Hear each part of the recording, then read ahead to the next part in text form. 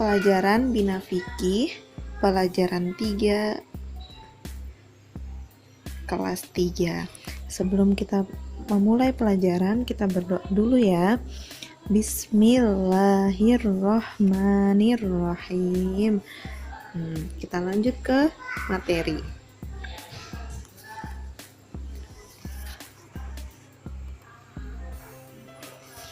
Nah, sholat itu merupakan salah satu cara bagi hamba Allah untuk berhubungan dengan Allah, yang artinya dalam keadaan apapun kita harus tetap melakukan sholat. Semisal walaupun dalam keadaan sakit, dalam bepergian, atau dalam peperangan pun, umat Islam harus tetap sholat dan harus tetap dilakukan ya sholat 5 waktunya.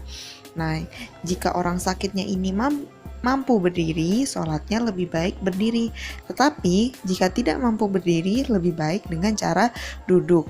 Dan bila cara duduk pun tidak sanggup, maka bisa dengan cara berbaring atau semampunya saja.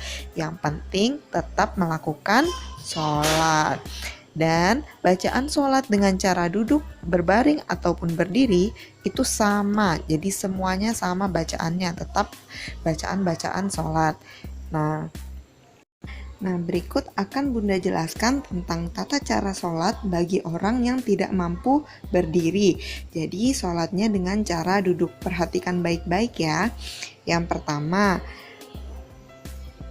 setelah membaca niat, jadi sebelum melakukan sesuatu, termasuk melakukan sholat ini, walaupun sholat dengan cara duduk, tetap harus berniat. Nah, berniat sesuai sholat yang akan dikerjakan. Kemudian, membaca takbiratul ikram, Allahu Akbar, sambil mengangkat kedua tangan.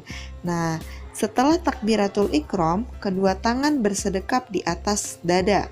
Nah, setelah tangan bersedekap di atas dada, membaca doa iftitah, doa Al-Fatihah, dan surat-surat yang dihafal di Al-Quran. Nah, setelah bersedekap di atas dada, kita akan melakukan ruku. Nah, rukunya dengan cara membungkukkan badan, jadi sedikit membungkukkan badan. Nah, bacaan rukunya sama dengan bacaan ruku dalam sholat dengan cara berdiri. Nah, setelah ruku dilanjutkan dengan i'tidal. Nah, i'tidal ini kembali duduk seperti semula. Jadi i'tidal melakukan duduk seperti di awal, duduk biasa, kemudian bacaannya juga sama dengan bacaan orang yang sholat dengan cara berdiri. Setelah melakukan iktidal, melakukan sujud. Nah, sujudnya seperti biasa ya, seperti orang yang sholat berdiri biasa. Jadi sujudnya, bacaannya pun seperti bacaan biasa.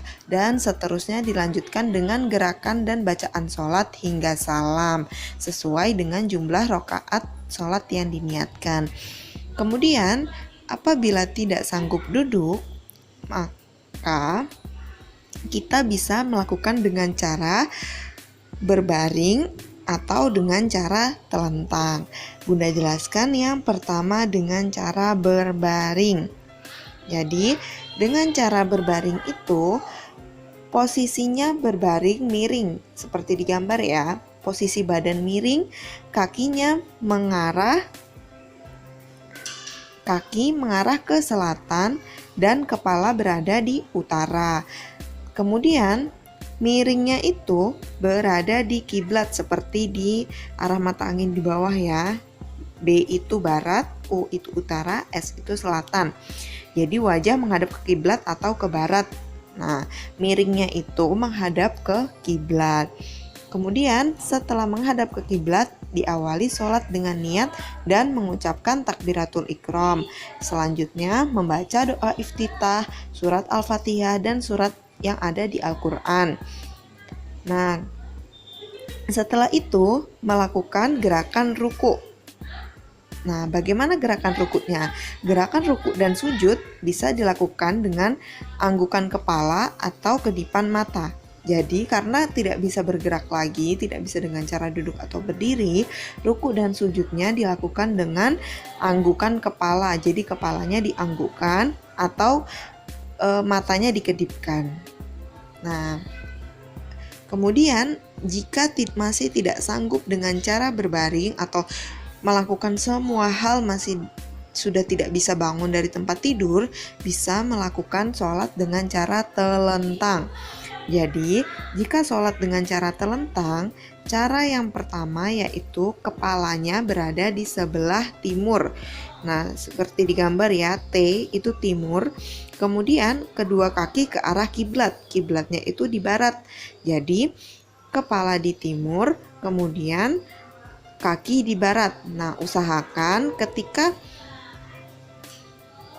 kepala berada di timur tersebut diganjal dengan bantal supaya wajahnya seperti menghadap ke kiblat, bisa sedikit menghadap ke kiblat. Kemudian lakukan sholat seperti biasa, membaca niat,